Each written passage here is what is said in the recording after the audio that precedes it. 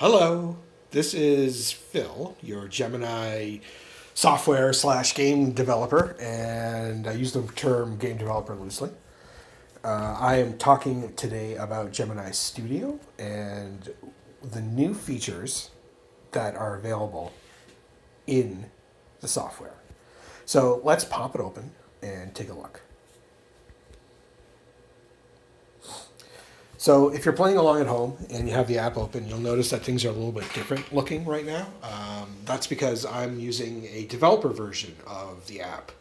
And this is the 2.5 version of the app, which is not released to the general public just yet. So there's been some changes to the look and feel of the app itself. If you are looking at the app now and comparing it to what you're seeing on screen, you'll notice it's different.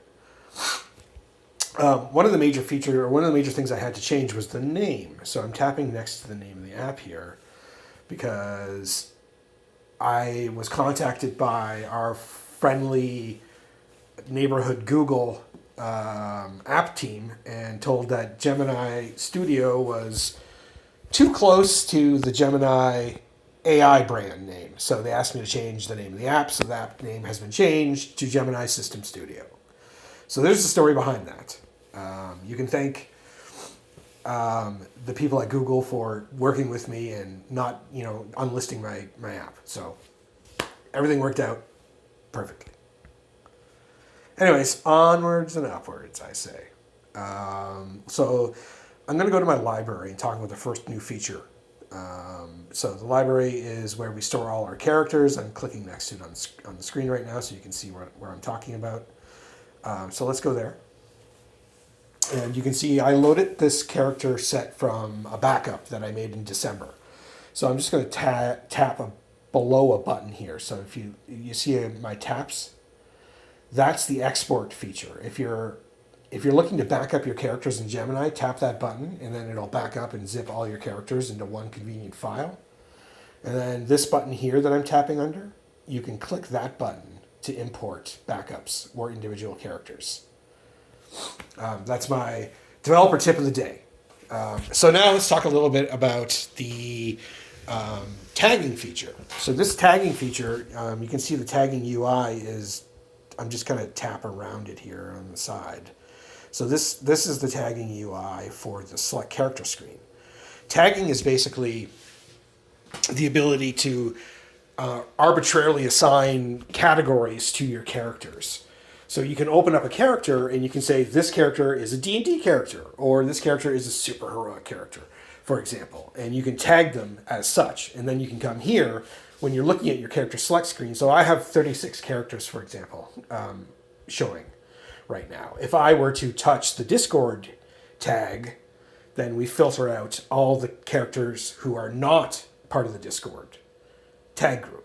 And we can even actually, and you can see here, we have 8 of 36 characters have been, oops, didn't mean to do that. 8 of 36 characters have been retrieved. And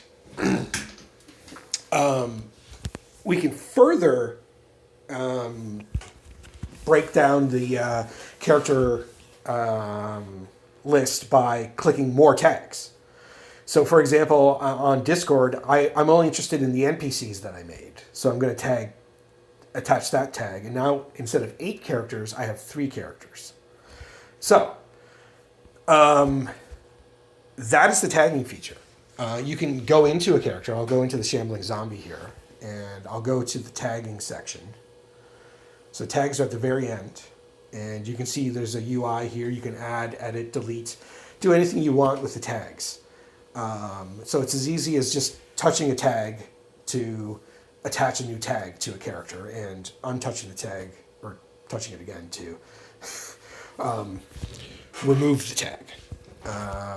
Don't forget to save your character once you've done tagging them. So that's our first new feature that I wanted to go over. If you haven't used it, I suggest you use it because it's actually going to be quite handy, especially if you've got a large character library or even a medium-sized character library can benefit from this feature. So it's there. I suggest you use it or check it out at least. Okay. So moving on. Let's look at the Shambling Zombie character again. I've been doing a lot of work with powers. Specifically, I've been doing work with lists.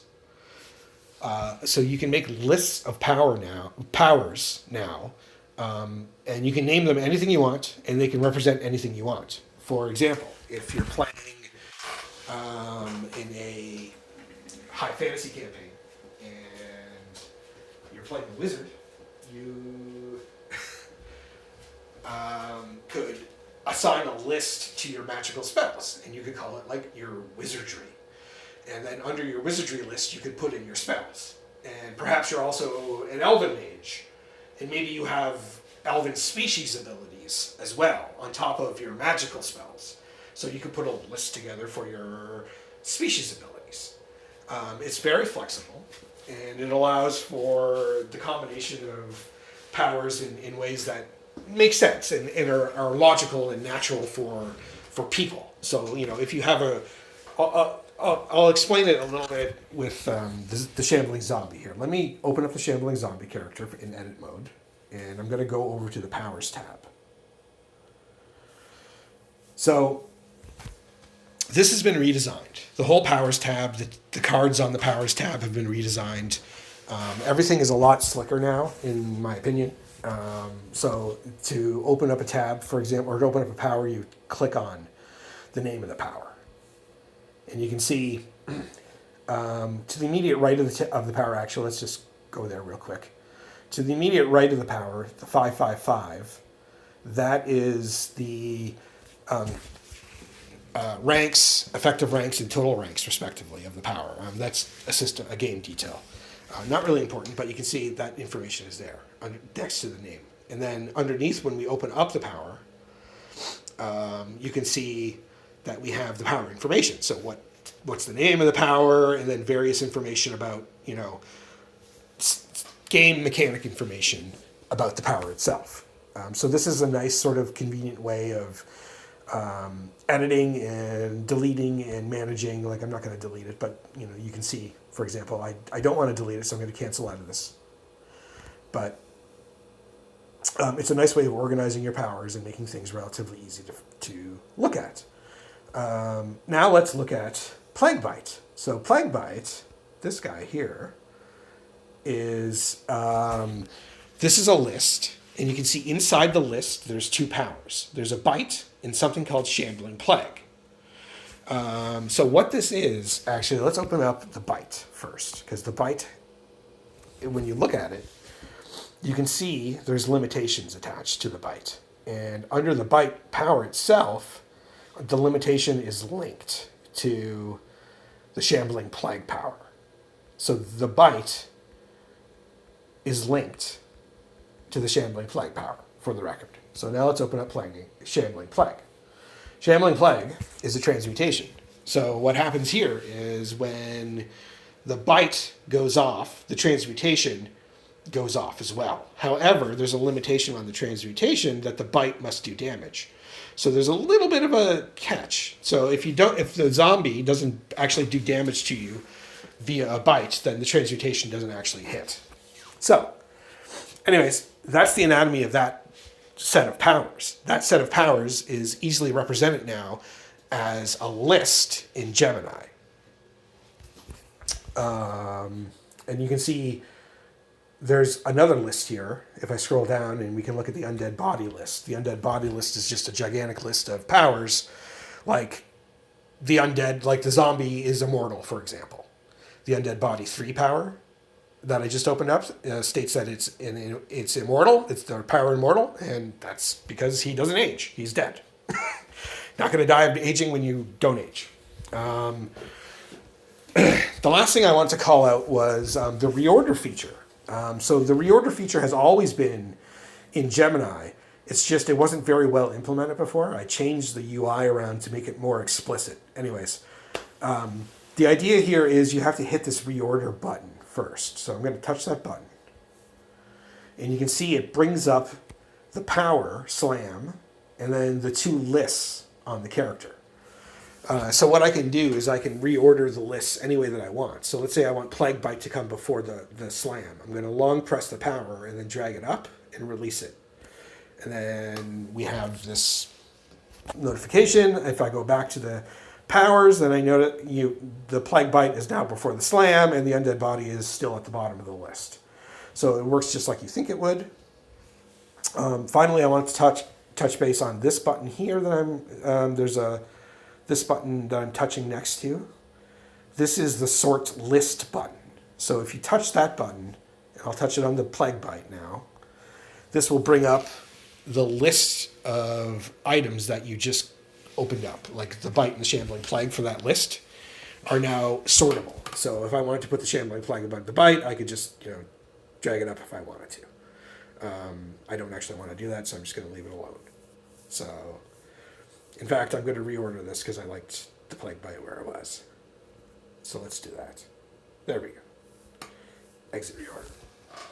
So, as you can see, the power structure, just adding the lists, has added a lot of flexibility and flavor to the builds, because it's a lot easier now to categorize your powers.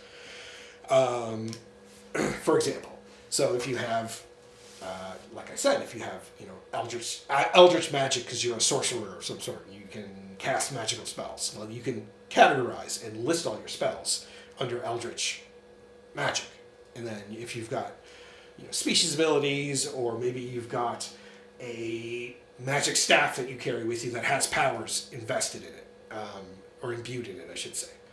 And that could be a list as well on the sheet. So anyways, there's a lot of flexibility, and I think it works quite well.